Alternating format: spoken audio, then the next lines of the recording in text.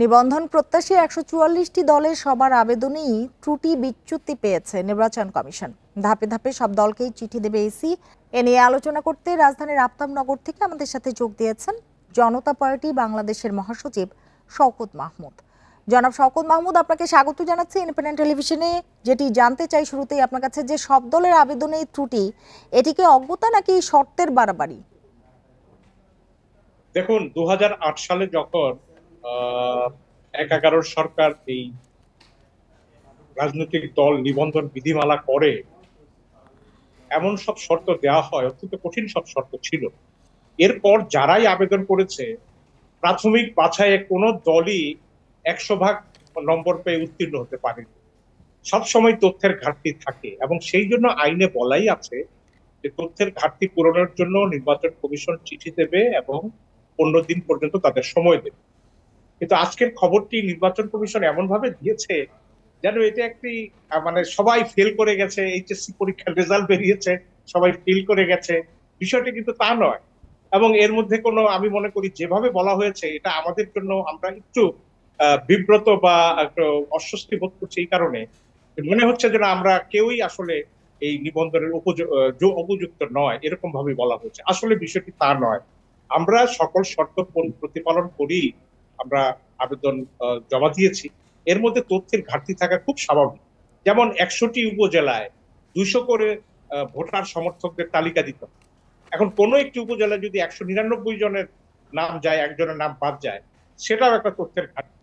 এই জন্য আমার মনে হয় যে নির্বাচন কমিশন এর আগে কিন্তু কখনো এইভাবে একটা মিডিয়াকে দিয়ে বলায়নি যে কেউই এই পরীক্ষায় উত্তীর্ণ হতে পারে। বরং তারা চিঠি দিয়েছে, চিঠির মধ্যে বলে দিয়েছে যে এই ক্ষেত্রে আপনাদের ঘাটতি আছে। তো সেই দিক দিয়ে অবশ্যই আমরা নির্বাচন কমিশনকে বলবো যে তারা চিঠি দেখ, চিঠি দেওয়ার পরে আমরা আমাদের তথ্যের যেসব ঘাটতি আছে সেসব ঘাটতি আমরা পূরণ করে দেব। কিন্তু আপনি যে প্রশ্নটা করেছেন, নির্বাচন সংস্কার কমিশন যেটা প্রস্তাব করেছে, তারা কিন্তু রাজনৈতিক দল নিবন্ধনকে সহজীকরণের কথা বলেছে। কিন্তু ইসি, বর্তমান ইসি এটা কতখানি রেখেছে আমরা জানি না। কারণ তারা বলেছে যে 5% জেলা, তো মনে করেন যে 5টা জেলা অথবা 21টা উপজেলার কমিটি এবং ভোটার কমিটি জমা দিলেই হবে। সেখানে আগের আইনে আছে 21টি জেলা এবং 100টি কমপক্ষে উপজেলা। এটা এই ক্ষেত্রে নির্বাচন কমিশন কিন্তু উচিত ছিল নির্বাচন সংস্কার কমিশনের প্রস্তাবকে মেনে নেওয়া। দ্বিতীয়ত, যেটা বলা হয়েছে যে প্রতি 100 উপজেলার প্রতিটিতে 200 জন করে সমর্থক দেওয়া হবে, সেখানে নির্বাচন সংস্কার কমিশন বলেছে একটি দলের রাজনৈতিক নিবন্ধনের আবেদনের সঙ্গে কমপক্ষে 5,000 তার সদস্য আছে, এই প্রামাণিক দলিলটা দিলেই। আমি আশা করব যে নির্বাচন সংস্কার কমিশনের অনেক প্রস্তাবই গবেষণা নির্বাচন কমিশন মানছেন, কিন্তু তার সঙ্গে আজকে যারা নির্বাচন কমিশন যেই মানদণ্ডে বিবেচনা করছেন পুরনো আইনের পুরনো শর্তে, সেই ক্ষেত্রে কিন্তু তার সহজ করা উচিত। তাহলে কিন্তু জি, নতুন রাজনৈতিক দলের নিবন্ধন জনাব পাওয়াটা। শওকত, ১৪৪টি দল নিবন্ধন প্রত্যাশী, এত রাজনৈতিক দল গড়ে ওঠার কারণ কি? দেখুন, যখনই কোনো বাংলাদেশে গণ অভ্যুত্থান বা বিপ্লব হয়েছে, বিপ্লবের পরপরই কিন্তু এই অনেক রাজনৈতিক দল নিবন্ধনের জন্য আবেদন করে। যেমন ৭৫-এর ৭ই নভেম্বরে যে জাতীয় বিপ্লব হয়েছিল, ৭ই নভেম্বরে যে বিপ্লবের পরে প্রায় ৭৭টি রাজনৈতিক দল আবেদন করেছিল নিবন্ধন, এবং নির্বাচন আসলে তার আগেও কিছু দল আবেদন করে। এবারের গণ অভ্যুত্থানের ব্যাপকতা, জনগণের সম্পৃক্ততা এবং মানুষের রাজনৈতিক চেতনার যে বিস্ফোরণ হয়েছে, সেই আলোকেই অনেকে হয়তো নতুন রাজনৈতিক দল করার জন্য চিন্তা করেছে, তারা আবেদন করেছে। এই দলের আবেদনকারীর সংখ্যার স্ফীতি দেখে এটা মনে করার কোনো কারণ নেই যে এখানে অনেকেই শুধুমাত্র রাজনৈতিক দল লাইসেন্স পাওয়ার জন্য আন্দোলন করেছে। হ্যাঁ, এর মধ্যে আবেদন করেছে, এর মধ্যে কিছু কিছু আছে যারা হয়তো আবেদন করেছেন স্রেফ একটা এই নির্বাচন কমিশনের নিবন্ধনের সার্টিফিকেটকে হয়তো ট্রেডিং বা ট্রেড লাইসেন্স হিসাবে ব্যবহার করার জন্য করতে পারে।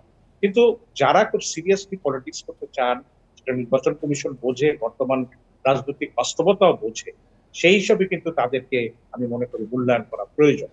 ১৪৪ দল করেছে বলে সবাই ভুইপোর, এটা ভাবার কোনো কারণ। জি, জনাব শওকত, রাষ্ট্রের মৌলিক সংস্কার নিয়ে যে আলোচনা চলছে তা নিয়ে আসলে আপনার মতামত কি? দেখুন, মৌলিক সংস্কার নিয়ে যে আলোচনাগুলো হচ্ছে, এই আলোচনাগুলো আমার কাছে মনে হয়েছে যে এখানে গণ অভ্যুত্থানের চেতনার আহ, সঙ্গে যারা জড়িত তাদের একটা বড় অংশই অনুপস্থিত আছে। তারা এমন সব রাজনৈতিক দলগুলোকে ডাকছে যাদের অনেকের হয়তো নিবন্ধনও নেই, শুধুমাত্র হয়তো বিএনপি বা জামাত ইসলামী যাদের নাম লিখিয়ে দিয়েছে তাদেরকেই ডাকছে, কিন্তু এর বাইরে অনেক স্টেক হোল্ডার কিন্তু রয়ে গেছে। এখন তাদেরকে বাদ দিয়ে আলোচনাটা হচ্ছে এবং কেউ কেউ এটা বলছেন যে একটা এলিট সংস্কারের দিকে ঐকমত্য কমিশন ধাবিত হচ্ছে।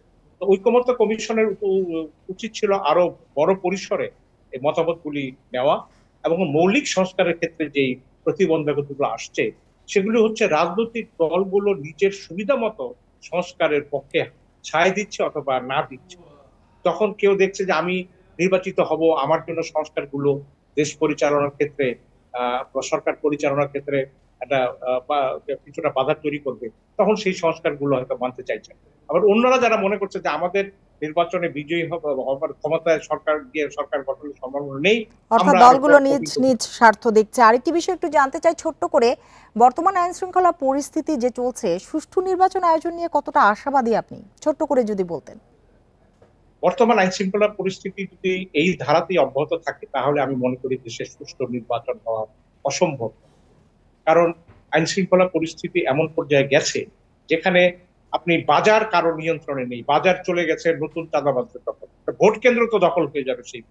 আপনি আইন শৃঙ্খলা পরিস্থিতির এই ধারা অব্যাহত থাকলে আপনার লেভেল প্লেইং ফিল্ডই তো হবে। তো খুব স্বাভাবিক কথা, এটা বোঝার আমার কোনো কঠিন কিছু নয়। এবং এটা সরকারকে বুঝতে হবে, আইন শৃঙ্খলা পরিস্থিতি বুঝতে হবে। তারপরে স্কুল কলেজ শিক্ষা প্রতিষ্ঠানগুলোর গভর্নিং বডির যে নতুন নতুন সভাপতি হচ্ছেন তারা সব দলীয় লোকজন হচ্ছে।